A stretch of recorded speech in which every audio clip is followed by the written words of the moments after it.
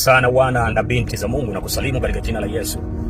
Ninalo jambo moja, wakati naendesha gari hapa, nimeona ninaweza kushare na wewe ujumbe kwa njia ya Roho Mtakatifu, namna gani ambavyo amenisemesha hapa naweza kuongea na watu wawili au watatu watano kwa lengo la kujaribu kuelimishana katika masuala ya kiroho.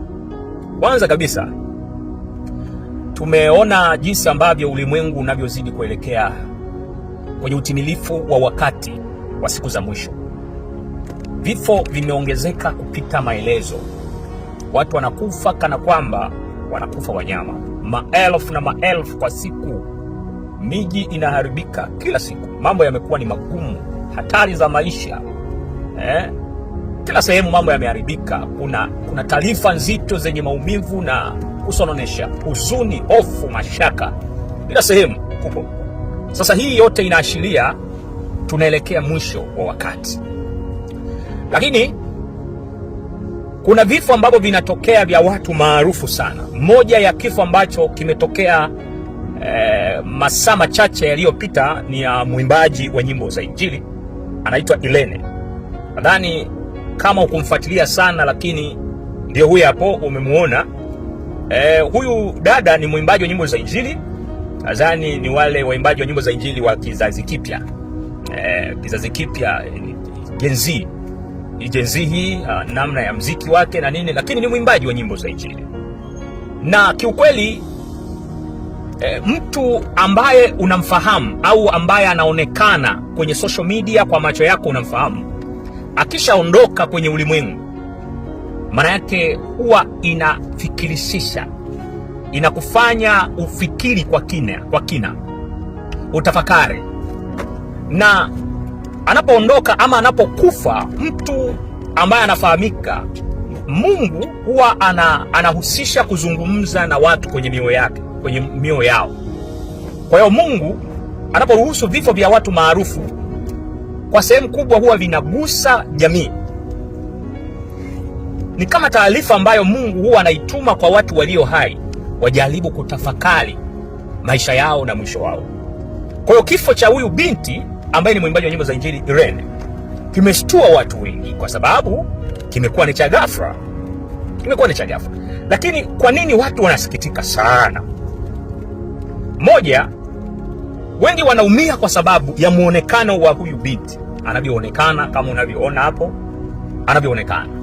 Kwa hivyo vitu vinawafanya watu wanajiuliza, huyu naye amekufa kweli? Wanasononeka kwa sababu wakiunganisha na ile appearance ya huyu binti. Mungu amemjalia muonekano nzuri kama binti, kwa sababu Mungu ameumba wanawake wa kila namna na watu tofauti, wanawake wa kila namna. Katika upande wa ulimwengu wa leo, katika macho ya nyama, sifa za wanawake mwenye muonekano mojawapo ni huyu, ni miongoni mwao wanawake. Kwa hiyo watu wanapotazama kwa muonekano wake na bado ni binti mdogo, amekufa. Kwa hiyo ndio kitu kinachochangia watu wanatafakari sana kwamba huyu naye ameondoka, huyu naye amekufa.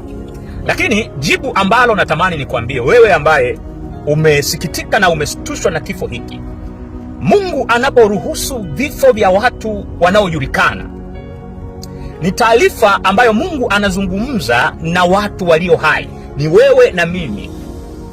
Utafakari kwamba kifo huwa hakiogopi mzuri, kifo hakiogopi mtu mwenye shepu, kifo hakiogopi mtu mwenye cheo, kifo hakiogopi mtu yeyote. Kifo kinakuja, na kinapokuja inabakiza huzuni na mshangao. Nani alifikiria juu ya Magufuli kwamba angeliondoka katika majira ambayo watu hawakutarajia? Nani alifikiria hivyo?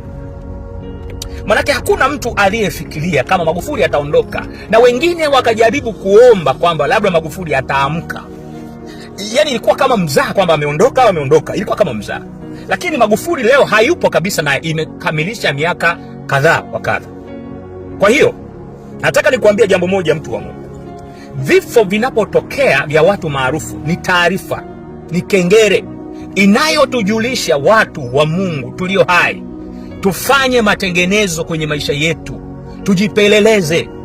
Vifo vinapokuja kwa ghafla ni taarifa.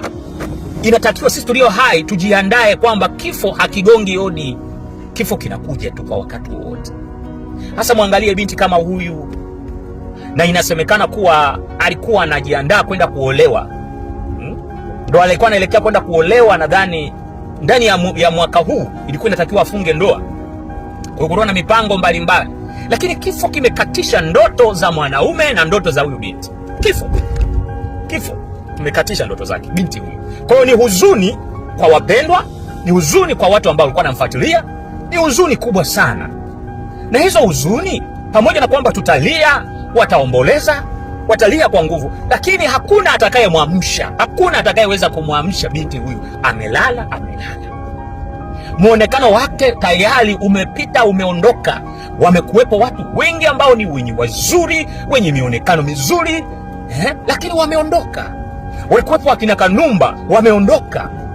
Wenye nguvu katika macho ya watu wa aina zote, kina Kanumba wameondoka. Wapo wakina Michael Jackson wenye ushawishi ambao bado hata leo hakuna mtu aliyevunja rekodi ya Michael Jackson toka amekufa, aliyefanya mambo makubwa kwenye ulimwengu kama Michael Jackson katika wanamuziki, ambao watu wamemlilia dunia nzima, lakini hakuna mtu aliyemwamsha Michael Jackson mpaka leo. Amelala. Kwa hiyo kifo ni taarifa kwetu sisi tulio hai. Tunapogundua mtu amekufa kama hivi, unamfahamu. Alikuwa anaimba kwa pumzi, kama unavyoona hapo binti anaimba, anakula, ana mipango mizuri. Ndivyo hivyo hata kwako. Haujui kesho utamkaje, hujui kesho mume wako atamkaje. Je, kama hamjatengeneza, hamjasameana, mmenuniana, nyinyi ni maadui? Maana yake huyu anapokufa, anakufa na kinyongo chake, anakufa anakuacha wewe hujamuomba msamaha ndugu yako. Kifo hakigongi hodi. Kwa kinapotokea kifo kama hivi, jamani, ni taarifa. Na siku za mwisho Biblia inasema vifo vitaongezeka mno kwa wingi. Vifo vitakuwa kwa kasi, ajali. Nilikuwa kufuatilia, sijui kama ni taarifa za kweli kwamba amekufa kwa ajali. Kufa kwa ajali. Sijui ni pikipiki, mimi sijui. Lakini katika siku za mwisho unabii unaonyesha kwamba vifo vitatokea vya kutisha na kusisimua nafsi zetu na kuogofya. Kwa sababu gani? Kwa sababu vifo vitaongezeka kwa nguvu ya shetani. Mabarabarani damu zitamwagika, na sio mabarabarani tu, kila mahara damu zitamwagika. Vifo vitatokea. Mtu wa Mungu, unapoona mauti inakuja kama hivi, wewe binafsi unatafakari nini? Au kawaida ya mwanadamu akishazikwa, siku ya pili, ya tatu, ya nne, na mioyo ya wanadamu sasa hivi ni miepesi kusahau sana kuliko nyakati za zamani. Watu walikuwa wakiomboleza, wanaomboleza muda mrefu. Sasa hivi ukishamaliza kutupiwa udongo tu, watu wameshasahau, wanaendeleza yale, wanafanya yale. Lakini Mungu bado anatupa taarifa, anatuamsha. Tunapoona ndugu zetu wamekufa, wamelala mauti, sio kwamba wao ni wenye dhambi sana, na sisi sio kwamba tulio hai ni wema sana. Hapana. Unaweza kujiuliza, huyu dada kwa nini amekufa akiwa bado ni binti mdogo na hajaolewa, na uenda hana mtoto hapo, lakini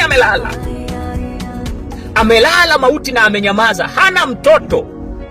Binti mdogo ndio kwanza damu ilikuwa inachemka, ndo anaanza maisha, anajitafuta. Marafiki zetu, tutafakari. Ni kweli wanapokufa tunasahau, lakini kifo kinapotokea kinatukumbusha. Wewe umemwona ndugu yako amekufa, na wewe utakufa. Wapo watu ambao wenye appearance na vyeo wanatenda matendo bila kujua kwamba na wao watakufa. Wanaua wenzao, hawajui kwamba na wao wako njiani watakufa. Ndugu yangu, unapotenda mabaya kwa mwenzako, jua na wewe utakufa. Unapoua ndugu yako, na wewe utakufa. Unapotesa wenzio, na wewe utakufa tu. Sina mengi, lakini kupitia kifo cha huyu binti Irene ambaye ni mdogo, alikuwa anatafuta maisha yake, ndoto zake anapigania, kitupatie nafasi ya kujitafakari.